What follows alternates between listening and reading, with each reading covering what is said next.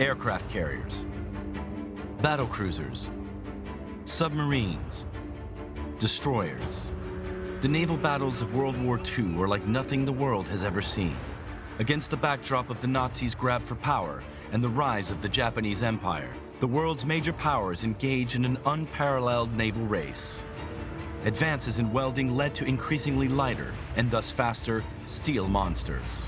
For the first time, naval battles play out in 3 dimensions: on the surface, under the water, and in the air. Aircraft carriers allow navies to strike targets hundreds of miles away.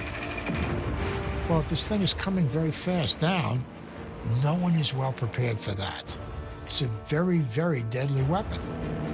In the Atlantic, the contest between Allied navies and German U-boats leads to both new ways of attacking and new ways of defending. Submariners under attack have less than a minute to perform a crash dive to avoid enemy fire. If one of the 45 men on board failed, then we would all die. Today, some of the last survivors recall the horrors of war. We looked at the Armada and it was huge. You're looking out into eternity. You think this is the end of life. These participants tell their stories of the epic battles and their life aboard the warships in the deadliest war in history.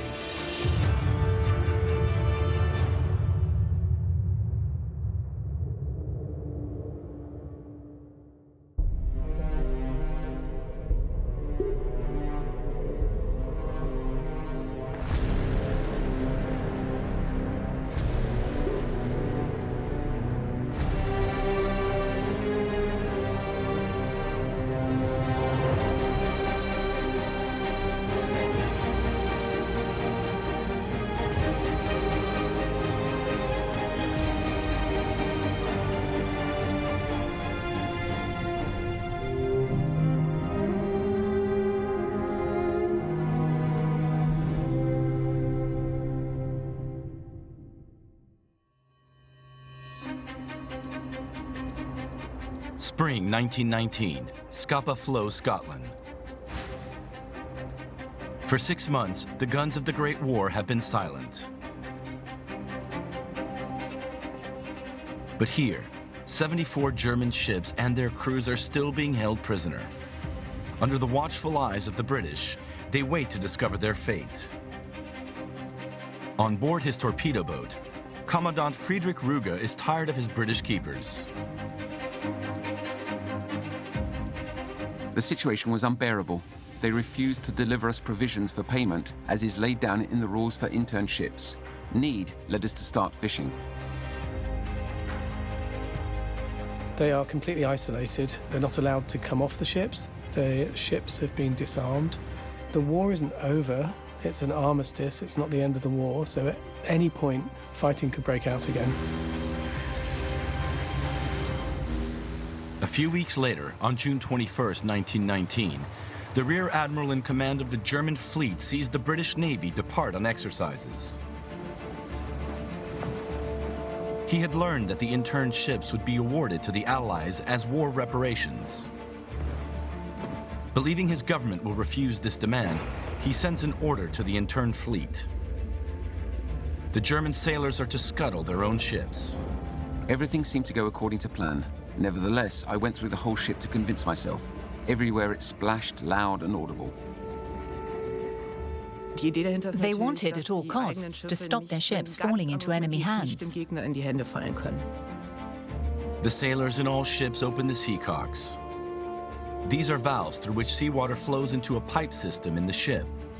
The sailors smash these pipes, and the ships begin to fill with water. Friedrich Ruge and the other German sailors abandon ship. When their British guards return, it is already too late.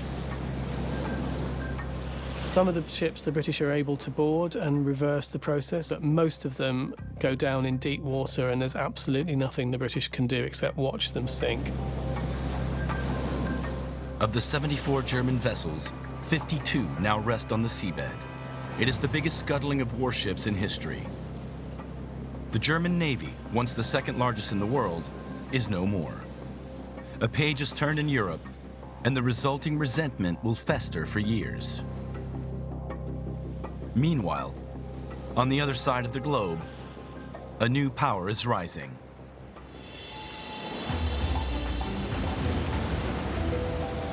The decades after the Great War redefined naval power. Superior technology, not just superior numbers, is the key to naval strength. The British Royal Navy is still the world's largest fleet, but the United States is determined to challenge for the title. And so is a relative newcomer, the Empire of Japan.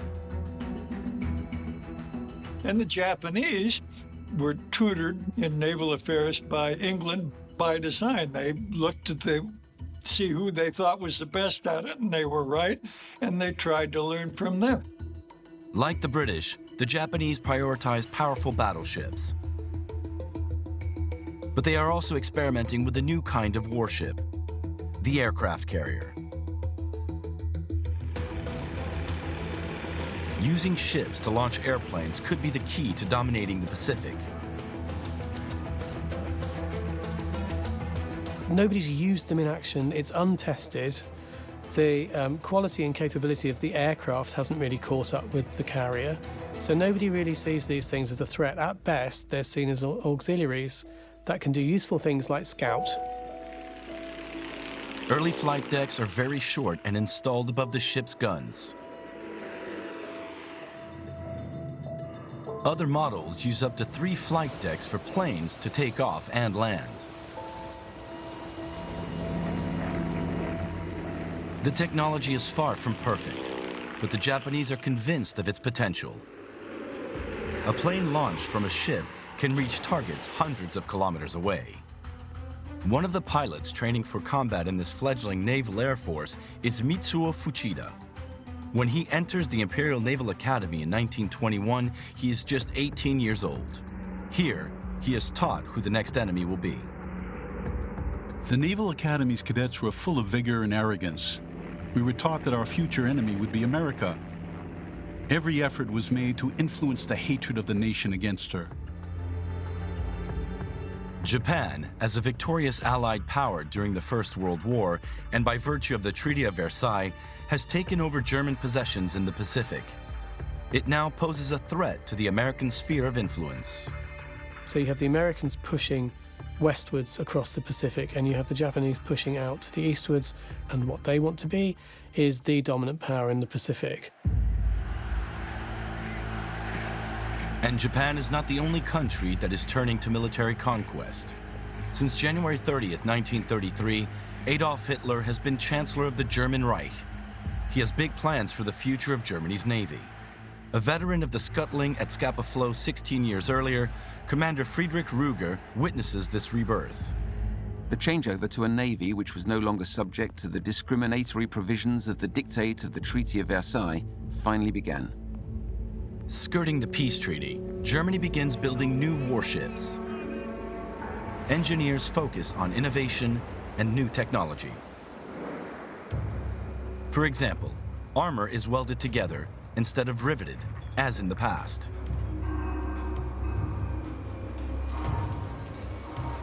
Riveting is the process of attaching armor steel plates to the hull of a ship. With welding, the hull is formed by fusing steel plates together. This saves weight. Welded ships are up to 20% lighter than riveted ones. Lighter, and therefore faster. The German Navy progresses to open defiance. They plan a powerful war fleet for Hitler. 10 battleships, 8 aircraft carriers, 166 smaller warships, 249 submarines. They call it the Z-Plan. They start the Z-Plan process, and they get as far as laying down Bismarck and Tirpitz, the 2 super battleships. Those are the first ships of the Z-Plan Navy. At 251 meters long, Bismarck and Tirpitz are the largest battleships ever constructed in Europe. It was incredibly fast at 30 knots, that's 55 kilometers per hour. The rest of the Z-Plan fleet, including even larger battleships, is scheduled for completions by 1948. But Hitler isn't willing to wait. Germany is led by a man who is 100% self-declared land animal and doesn't really understand navies, or how navies work, or what you use them for, or the amount of time it takes to build them. By 1939, the Z-Plan fleet is only 20% complete. It consists mainly of submarines, destroyers, and cruisers. It will have to be enough.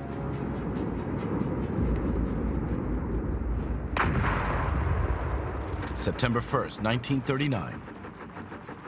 Just before sunrise, the German battleship Schleswig-Holstein opens fire on Polish positions. At the same time, German ground troops begin the invasion of Poland. It is the beginning of the Second World War and the end of the Navy laid out in the Z-Plan. Even more than 1914, all that money is going to go to the army, so the Navy gets nothing. Hitler's Wehrmacht conquers Poland in 5 weeks. Denmark, Norway, Luxembourg, Belgium, and the Netherlands follow. On May 10th, 1940, Germany begins its invasion of France. I wasn't 17 years old until October, but I enlisted in the Navy to go to war because we were very patriotic in those days. To me, Germany was the enemy, and when war broke out, I signed up right away. Léon Gautier is an apprentice gunner on the battleship Courbet, a relic of the First World War. She is now only useful as a naval artillery school to train sailors for the Atlantic. After the German invasion, Courbet is reactivated to defend the port and city of Cherbourg. But at sea, its chances of success are slim. German ground troops advance faster than expected, and by early June, they threaten French ports.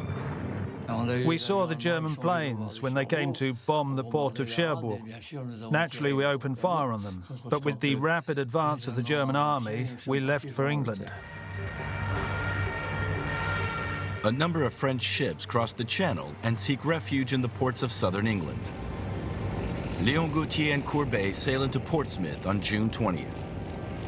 2 days later, France signs an armistice with Hitler's Germany, which now control France's Atlantic ports. The British fear that the Germans will get their hands on the ships of the French Navy, the world's 4th largest fleet. Léon Gautier and other French sailors seeking refuge in England find themselves in a precarious position.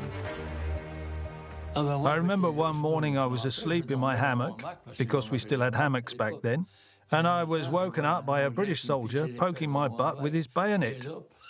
"Get up," he said. And we all got up and were led out onto the deck. It is July 3rd, 1940. Léon Gautier and his fellow sailors are forced to abandon the Courbet to the British. At the same time, the British attempt to seize the bulk of the French fleet based at Mer el Kebir in French Algeria. The French refuse to hand over their ships. The British sink them rather than see them go to the Germans. The attack kills 1,297 French sailors who just a few days earlier had been allies. Sailors like Léon Gautier are given a choice. The first thing they asked us was if we wanted to stay in the Royal Navy. I said no, of course. They put us in a camp, and that's where we heard that de Gaulle was forming an army and would keep fighting the Germans. So I joined de Gaulle on July 13th, 1940. In London, a handful of volunteers join General Charles de Gaulle and his Free French forces. Their fight is just beginning.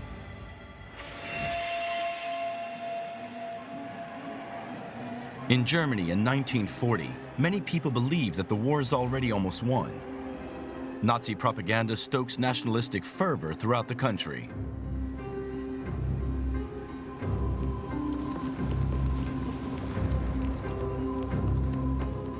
Harro Altenburg is fascinated by the stories of his classmates who are soldiers returning from the front. Students returned to high school with medals from the war against Poland or the war against France. And we said, these guys took part in a campaign and had Oh, this is a Bavarian expression. Murder is fun, which means they had a lot of fun.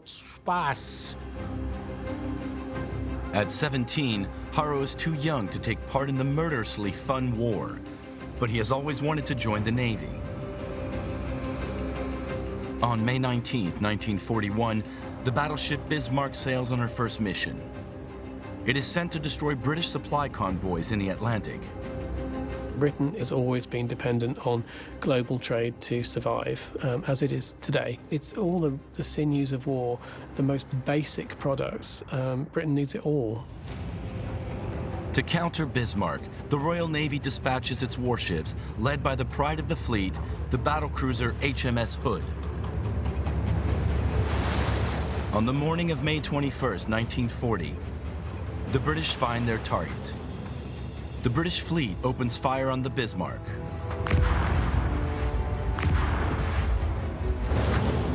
The German super battleship fires back. A salvo from Bismarck hits HMS Hood. The British ship explodes. Of 1,421 men on board, only 3 survive. Furious, the Royal Navy mobilizes an armada of 42 ships to stop the Bismarck, including 2 aircraft carriers. One of the pilots sent on the hunt is Canadian Terry Goddard.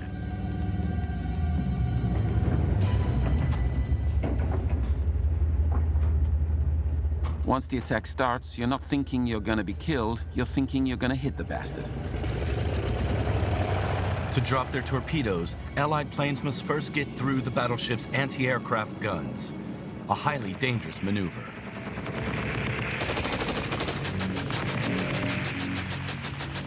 The flak is bursting over our heads. The small arms fire is pretty well all around us, but we get in to drop the torpedo.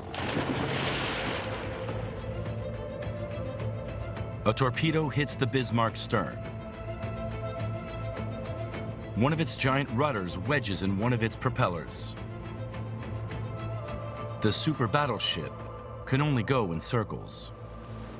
Her commanding admiral, Gunther Lutyens, knows that Bismarck is lost. He could give the order to abandon ship and thus save the more than 2,000 men on board. But instead, Lutyens sends a radio message to Hitler. We shall fight to the last man in confidence with you, my Führer, and with rock-solid trust in Germany's victory.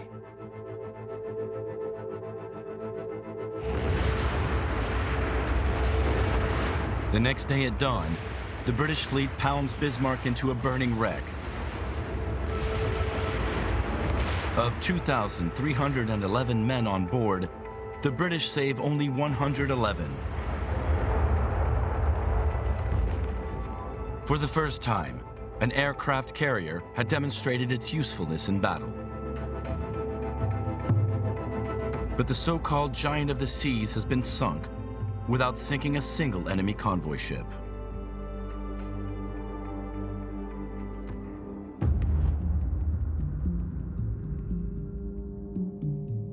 This task now falls more and more to Germany's submarines.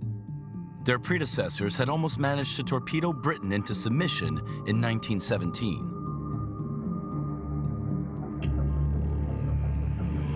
In 1941, they are ready for all-out war.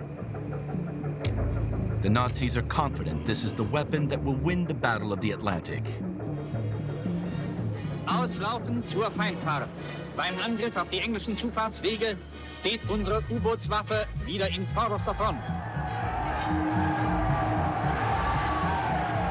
There is no shortage of volunteers. With his parents' permission, Haro Altenburg finally enlists in the German Navy. Da galt nur eins.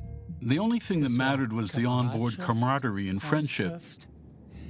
Man wollte die Welt kennenlernen. We wanted to get to know the world. Das Risiko ist mir egal. I thought, I don't care about the risks. I just want to be on a U-boat, period.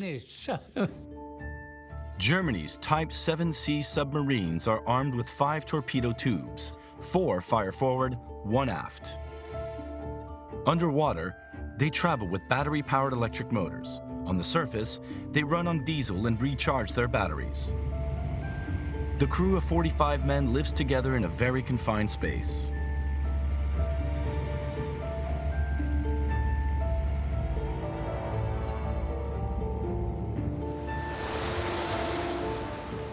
The weeks-long missions have a single goal: to hunt down British merchant vessels. Erstes Rohr, los! From their bases on the French Atlantic coast, they sink hundreds of ships every month. And then it was just England and the Commonwealth, but the Commonwealth wasn't there in any force yet. The Japanese, they were, of course, admired Britain, but the Japanese goal was to get Europeans out of Asia. In 1941, the Battle of the Atlantic seems to be turning in favor of the German U-boats. While on the other side of the globe, the Japanese aircraft carriers are about to have a big impact in the Pacific. Japan and Germany have made a pact to divide the world. Germany will control Europe, Japan the Pacific. Japan's approximately 2,000 elite naval aviators are the best in the world. They are preparing to strike at the heart of their enemy, the U.S. Navy. Pre-war training leads them to enter the Second World War with probably the highest trained, best trained, most elite carrier aviation force in the world. Mitsuo Fuchida is one of Japan's best pilots. He will be a commander in the upcoming attack. He trains his men aboard the flagship of the Japanese aircraft carrier fleet, the Akagi. Akagi was initially laid down as a battle cruiser, but then converted to an aircraft carrier. The ship has 3 hangars that can hold a total of 66 active aircraft. To bring the planes to the flight deck, Akagi has 3 elevators. For Fuchida and his men, taking off from this deck is always dangerous. Runways on land are usually at least 1,000 meters long. Akagi's flight deck measures only 260 meters, normally too short to start an aircraft. The airplane will take off when enough air is flowing fast enough. Well, so how do you make it flow fast enough? One way is you roll down an airstrip or a deck, you pick up speed, eventually you're fast enough, you're up. Whether an airplane can take off depends primarily on how fast the air moves over its wings. With small propeller-driven aircraft, 60 knots or 100 kilometers per hour is sufficient. An aircraft carrier itself makes 30 knots and launches into the wind. This creates strong headwinds, giving the plane enough lift to take off from a short flight deck. For 3 weeks, Fuchida and his men have trained for their secret mission. On December 7, 1941, off the coast of Hawaii, they are ready to launch. The 0 hour had arrived. The carriers swung into the wind, and at 0600, the first wave of the 353 plane attack force, of which I was in overall command, took off from the flight decks and headed for the target. A rehearsal for it was extremely elaborate. It's probably the most elaborate thing they ever did. The target is the U.S. naval base at Pearl Harbor, Hawaii. Here, 185 U.S. warships lie at anchor. Among them are 8 battleships, the core of the U.S. Pacific Fleet. The Japanese thought they were weak. So did the Nazis, actually. The Americans are self-indulgent, weak, stupid hedonists, devoted to pleasure, movies, and nothing else. And so, boom, if we can hit them hard enough early on, they can't take it. They can't take the hit, and they'll negotiate a settlement. Cloud cover was thick. I strained my eyes for the first sight of land. Suddenly, the northern shore of Oahu appeared. It was 7:49. I ordered the attack.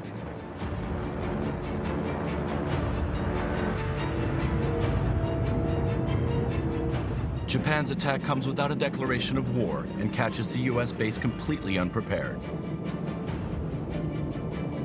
A wave of torpedo bombers heads straight for the mighty battleships. They are followed by dive bombers.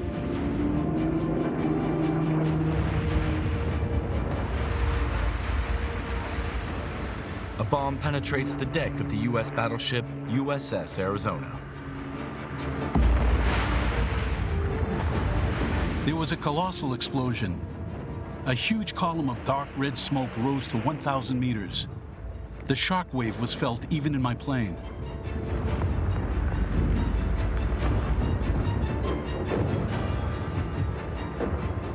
All of the American battleships are sunk or damaged. 2,403 U.S. personnel die, 1,177 of them on Arizona alone.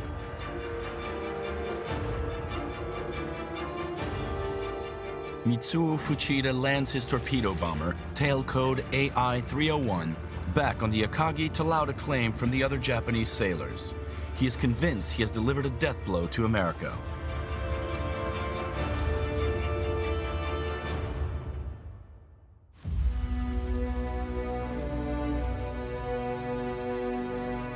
In Europe, Hitler celebrated the victory of his Japanese ally.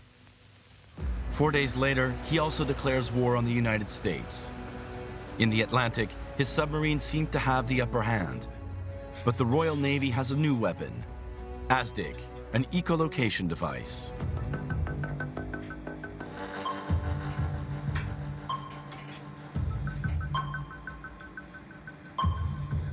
ASDIC is a sonar system, so it's a sound-based submarine detection system. It's that famous ping that you hear in Hollywood so much. You generate a pulse, which sends out and reflects back, bounces back off a submerged submarine, and you get that ping, and the time between the pings tells you how far away the submarine is.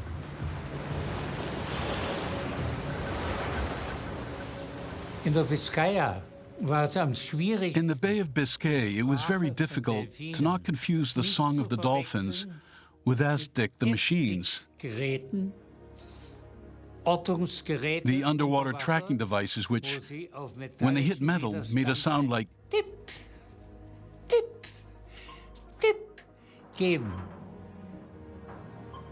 Wenn sie uns aber am Wickel hatten, das heißt, but if the waves from the ASDIC device hit our boat, the sound would change to a sound like pebbles bouncing over a metal plate.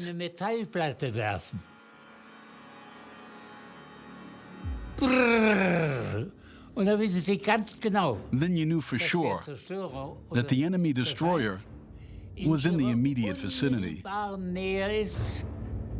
But ASDIC has a weakness, which the German U-boats take advantage of. It can only detect submarines ahead of the ship, but they can only be attacked once the ship has passed, with depth charges. The best defense, you dive as deep as possible, as fast as possible. This is because the shock wave of an explosion in the water travels mainly upwards. Below the explosion, the submarine is relatively safe.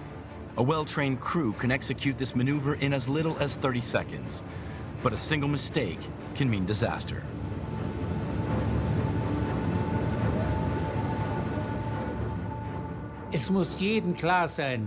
Each crew member had to understand that his work was for the whole 45 people on board, not just for himself.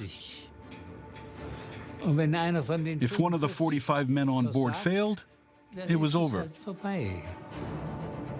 In the first 6 months of 1942, German U-boats sank almost 2.5 million tons of naval and merchant shipping, more than the Allies are able to replace.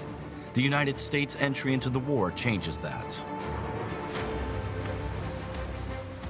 After the attack on Pearl Harbor, America mobilizes its entire economy.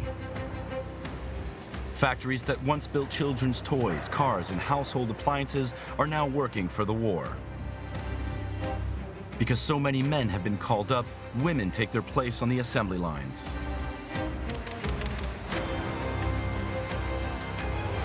But until reinforcements arrive in the Pacific, the U.S. Navy has to rely on its carriers. During the attack on Pearl Harbor, they were safely at sea. Using those carriers operationally immediately after Pearl Harbor makes them realize that it's going to be a carrier war. So that's when they focus on building a carrier fleet. In the 6 months following Pearl Harbor, Japan conquers a large part of the South Pacific. Now, Japan prepares for what it hopes will be the decisive battle that will destroy the U.S. Navy. In June 1942, Commander Mitsuo Fuchida and his pilots receive orders to plan for a new attack. But on the eve of battle, Fuchida wakes up with a stomachache. The ship's doctor diagnosed appendicitis. I had to be operated on immediately. At 3 a.m., I was lying in the sick room listening to the roar of the aircraft engines. Akagi started their planes for the attack on Midway.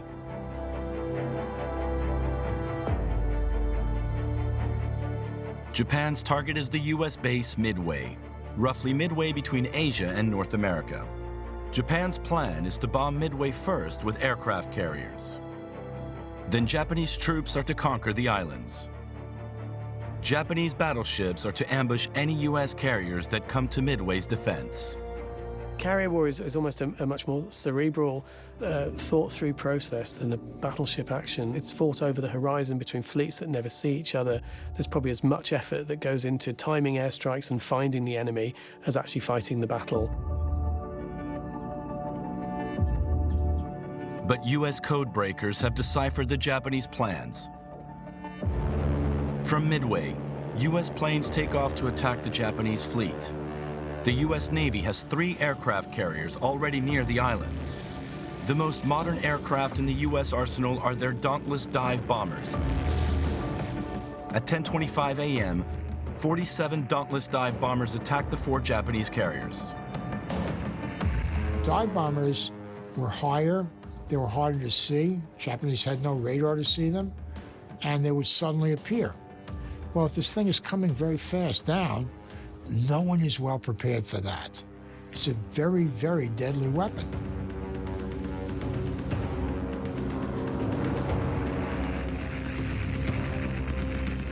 Six minutes later, 3 of the Japanese carriers are in flames.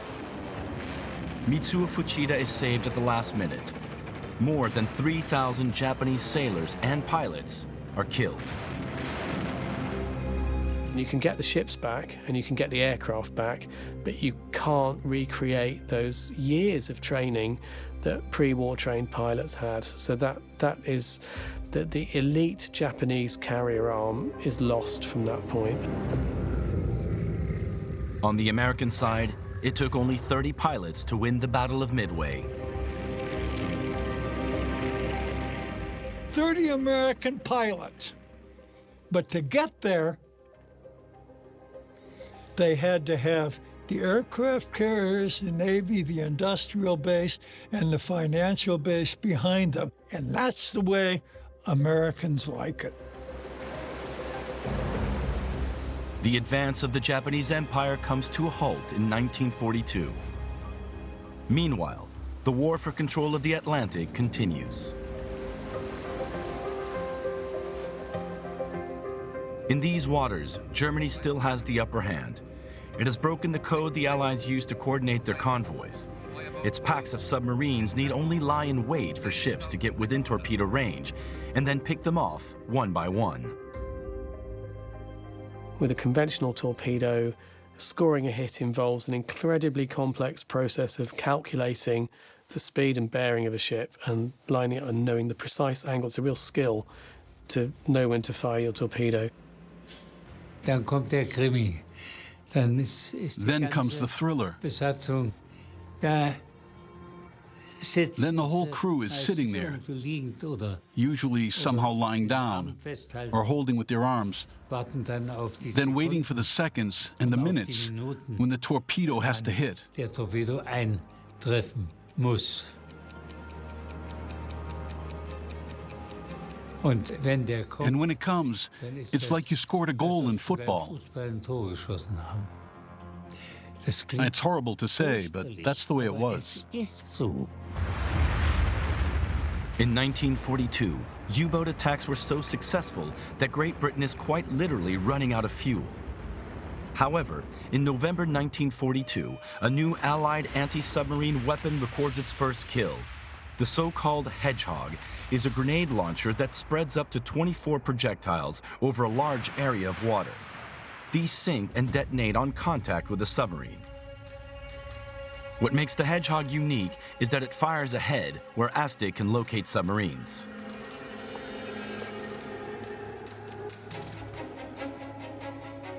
You lose that weakness where you lose contact with the submarine before you can attack it, because you can ping it and you can continue to ping it and then you can shoot at it before you get to it. And when that's first introduced, that's an absolute shocker for German U-boat captains. Thanks to a series of breakthroughs, the Allies destroy a quarter of Germany's U-boats in May 1943. German high command ends submarine operations in the North Atlantic. From then on, Allied forces prepared for their main objective, to land at the beaches of occupied Europe and defeat Hitler's regime.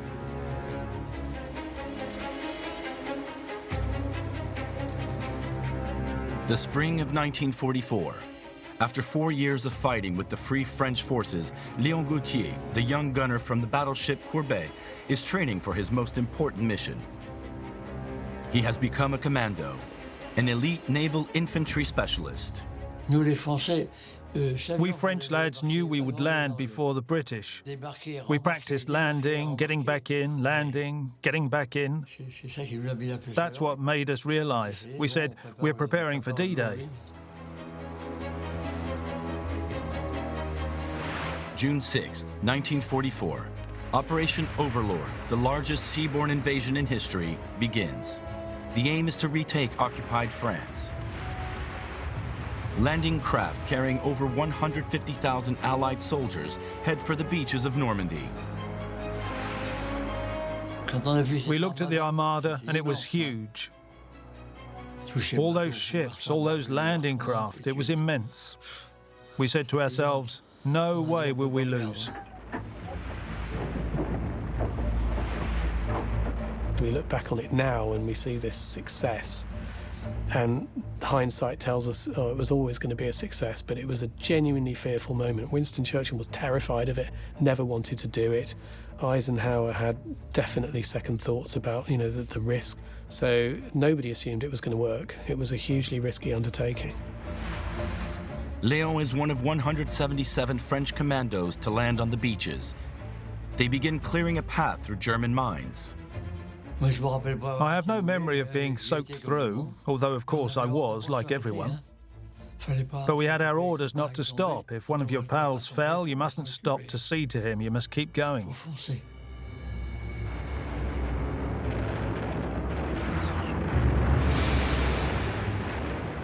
The landing in Normandy was above all an organizational feat of the Allies. It was clear that they were vastly superior in number.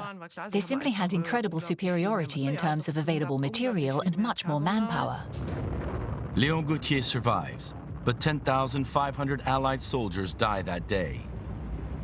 After taking the beaches, another challenge faces the Allies: how to unload the men and material needed to advance. If you can't capture a port, then it's a British idea actually to take the port with you. So they come up with this idea of the Mulberry Harbour, which is basically taking a port the size of Dover and building it off the beaches. That involved sinking caissons offshore, sinking some ships as part of the breakwater, building roadways that would rise and fall with the tide. From June 14th, the prefabricated Mulberry Harbour at Arromanches handles 12,000 tons of equipment a day. Léon Gautier fights on for another 78 days before being wounded in action. And in the Pacific too, Allied forces are also steadily advancing. In 1944, the U.S. Navy has over 3,000 warships. Aboard one of them is a Marine who has just turned 20. His name is Edgar Harrell. I'd already registered for the draft, but my number hadn't come up. But knowing what was happening in the Pacific, I wanted to be a Marine. Edgar Harrell's ship, USS Indianapolis, is a heavy cruiser that had been at sea when Pearl Harbor was attacked. In June 1944, it is part of the American fleet fighting to take control of the Philippine Sea from the Japanese. On June 19, 1944, U.S. pilots receive orders to take off. They know that since the defeat at Midway 2 years ago, Japan has been furiously rearming, planning to challenge the Americans to a decisive battle. More than 20 American and Japanese aircraft carriers face off in the biggest carrier versus carrier battle in naval history. It is a monumental victory for the U.S. Navy.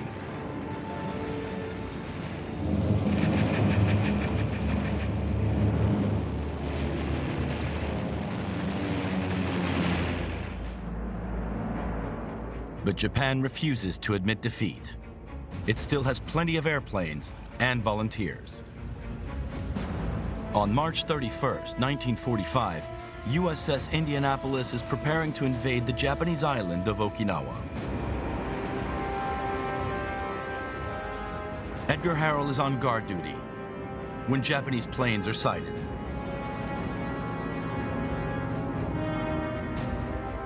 A suicide plane managed to get in, and I can see it today when it was in its dive. I jumped on a 40mm and loaded it, and it never did even get raised all the way up, and the plane hit.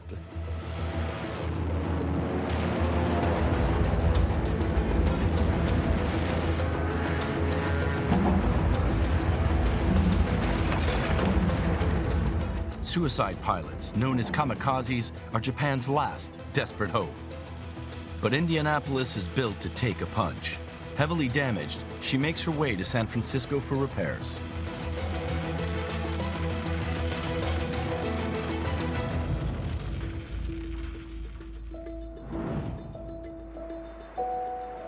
On the other side of the world, an increasingly desperate Germany puts its faith not in suicide squads, but in technology. The Type 21 submarine. They hoped that the Type 21 would be more than a last resort, that it would prove to be a miracle weapon that would change the course of the war. Because from 1943 on, it was fairly clear in the minds of the German Navy that they could no longer win. And so this new, technically superior submarine was supposed to bring about a big change in fortunes. Type 21 submarines have batteries 3 times as powerful as older models. They can stay underwater for 75 hours on a single charge, a record at the time. They also have snorkels to run the diesel engine underwater. This means that the Type 21 can stay submerged even when being recharged. The snorkel device is a game changer for U-boats that allows them to use their diesel engines underwater, which prolongs their range and also makes them faster underwater and means they never have to surface to recharge their batteries. But it is too little, too late. Allied troops are already invading Germany. On April 30th, 1945, Adolf Hitler dies by suicide in his bunker. May 8th, 1945, Germany surrenders unconditionally. After 5 years, 8 months, and 7 days, the war in Europe is over.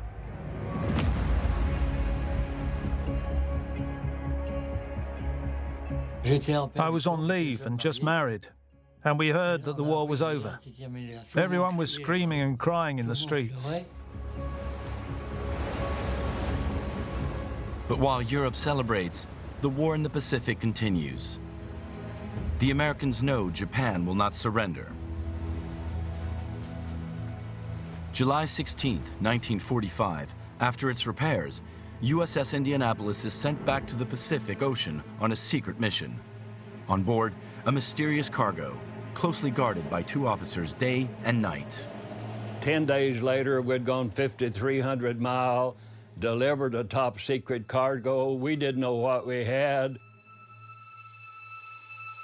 Indianapolis delivers this cargo to the island of Tinian. Then she heads for the Philippines. It is supposed to be a routine voyage.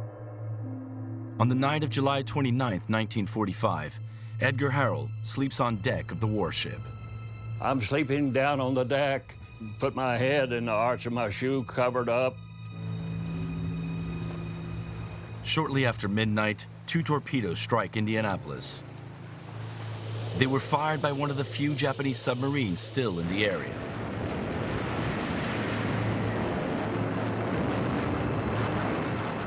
I can remember so vividly hanging on to that rail, looking out into eternity. You think this is the end of life, and I'm praying. There's a certain brunette that said that she would wait for me. Of the 1,195 men on board, almost 900 make it into the ocean alive. But the ocean is teeming with sharks. Because Indianapolis' mission was top secret, she is found before anyone realizes she is missing. It takes nearly 4 days. By then, only 316 men are left. It is the biggest shipwreck in the history of the U.S. Navy. After his rescue, Edgar Harrell is sent to a hospital on land.